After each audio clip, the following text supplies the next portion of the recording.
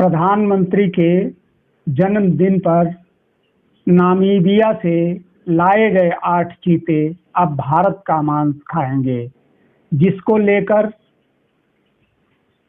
बिश्नोई समाज में उबाल है और धरना प्रदर्शन भी कर रहे हैं। इसके साथ ही बीजेपी के कुछ नेताओं ने भी विरोध किया है। अब इस बारे में थोड़ा डिटेल आगे बताएंगे। उससे पहले एक और किसान भाइयों के लिए ज़रूरी खबर है। ध्यान से वीडियो को देखें और सुनें, क्योंकि ये बहुत बड़ी खबर है। अब यदि किसानों का खेत चढ़ जाता है, चढ़ जाते हैं, आवारा पशु चढ़ जाने दें, लेकिन अपने खेतों के चारों तरफ कटीले, नुकीले या ब्लेडदार तार ना लगाएं, नहीं तो पशु क्रूरता अधिनियम के तहत जेल जाना पड़ेगा। ऐसा पशुपालन विभाग के अपर मुख्य सचिव डॉक्टर रजनीश दुबे ने सभी जिलों के जिलाधिकारियों को पत्र जारी कर कहा है, आदेश का कड़ाई से पालन किया जाए। उन्होंने कहा कि अगर कोई किसान खेत में ब्लेड या कटीले तारों को लगाता है तो उसके खिलाफ पशु क्रूरता निवारण अधिनियम 1960 के तहत कठोर कार्रवाई की जाए। आयोग की संस्तुतियों के आधार पर सरकार ने इन तारों पर प्रतिबंध लगाने का कदम उठाया है। इससे पूर्व 16 मार्च 2018 और 13 जुलाई 2021 को भी इस बाबत निर्देश दिए गए थे। प्रमुख सचिव ने अपने पत्र में कहा है कि गोवंश के उपचार के लिए जिला मुख्यालय पर एक पशु चिकित्सालय को 24 घंटे क्रियाशील किया जाए। अब आगे हम बात करते हैं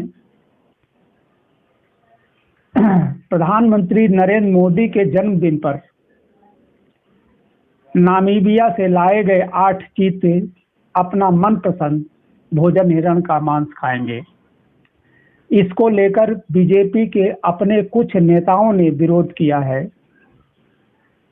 चीतों को खाने में हिरण परोसने पर भड़का बिश्नोई समाज प्रधानमंत्री को पत्र लिखकर और रोक लगाने की मांग की गई है। राष्ट्रपिता महात्मा गांधी ने भी कहा था कि जीवों पर दया करो। आरएसएस और सावरकर की विचारधारा को मानने वाले बीजेपी राष्ट्रपिता महात्मा गांधी को कितना मानते हैं, यह तो जग जाहिर है। यदि एक बार में गर्दन कट जाए तो इतना कष्ट नहीं होता है जितना कष्ट तड़पा तड़पा के मारने में होता है। सबसे बड़ा तड़पा कर मारना सबसे बड़ा पाप है। यदि चीते को हिरण का शिकार करते हुए देख लिया जाए तो जीवों पर दया करने वाला कोई भी आदमी की रूह कांप जाएगी। सबसे पहले ये जान लीजिए कि तेंदुए और चीते में अंतर क्या है। तेंदुए एक बड़ी बिल्ली है, लेकिन चीता नहीं। तेंदुए का एक वर्तमान दिन एशिया और अफ्रीका दोनों के जंगलों में प्राकृतिक वितरण होता है, लेकिन चीता मुख्य रूप से अपने वर्तमान वितरण के अनुसार एक अफ्रीकी मांसभक्षी है। ऐसा नहीं कि इसके पहले भारत में चीते नहीं लाए गए।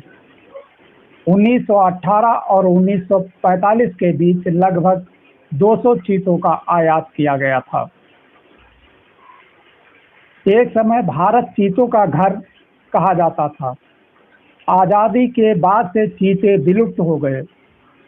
बॉम्बे नेचुरल हिस्ट्री सोसाइटी की पूर्व अध्यक्ष दिव्या भानु सिंह ने चीतों पर एक किताब लिखी है।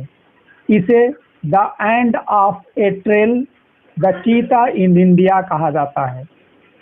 अकबर के पास कई चीते थे जिसका इस्तेमाल वो शिकार के लिए करता था।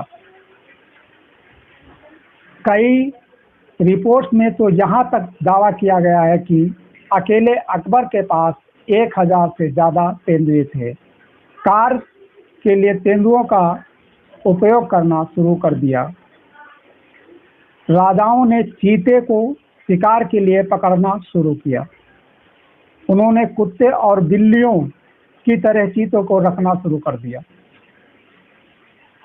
इससे चीतों की प्रजनन दर गिर गई और उनकी आबादी लगातार घटने लगी। अकबर के बेटे जहांगीर ने पाला परगना में तेंदुओं की मदद से 400 से ज़्यादा हिरणों का शिकार किया था। अकबर ही नहीं, मुगल काल और उसके बाद के सभी राजाओं ने शिकार किया।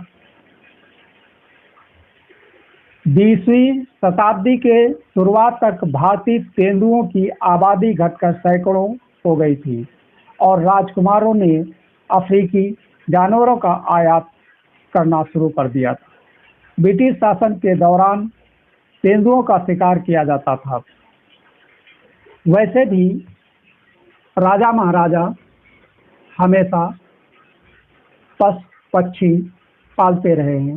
इसमें कुछ खतरनाक पशु भी थे, जैसे मगरमच्छ का नाम ले रहे हैं तो आप समझ गए होंगे किसकी बात कर रहे हैं। और तेंदुआ, चीता, बाघ, शेर भी तक का लोग पालते हैं। लेकिन जब ये मनुष्यों पर या जानवरों पर इनका दुरुपयोग हुआ होगा तो ये समाज के लिए खतरनाक और नासूर की तरह बन जाते हैं। पालने में कोई दिक्कत नहीं है, लेकिन यदि किसी के माँ का बेटा इनका शिकार हो जाए तो ये समाज के लिए कैंसर जैसा है। ठीक है, भारत में चीतों की संख्या कम थी जो लाए गए थे, लेकिन बहुत सारे समाज जो पेड़ पौधे और पशुओं पर दया करते हैं, पशुओं को रक्षा करने के लिए, सब कुछ निछावर करने के लिए तैयार होते हैं, उन्होंने इन हिरण के मांस को परोसने के लिए जमकर विरोध किया है। इसमें बिश्नोई समाज सबसे आगे है। इसी के साथ हम इस वीडियो को समाप्त करते हैं। वीडियो को ज़्यादा से ज़्यादा लाइक करें, शेयर करें, सब्सक्राइब करें और हमें कमेंट में लिखिए कि बिश्नोई समाज और बीजेपी के कुछ अपने नेता हिरण के मांस को मोदी के जन्मदिन पर लाए गए चीतों को परोसने का विरोध जायज है या नाजायज है।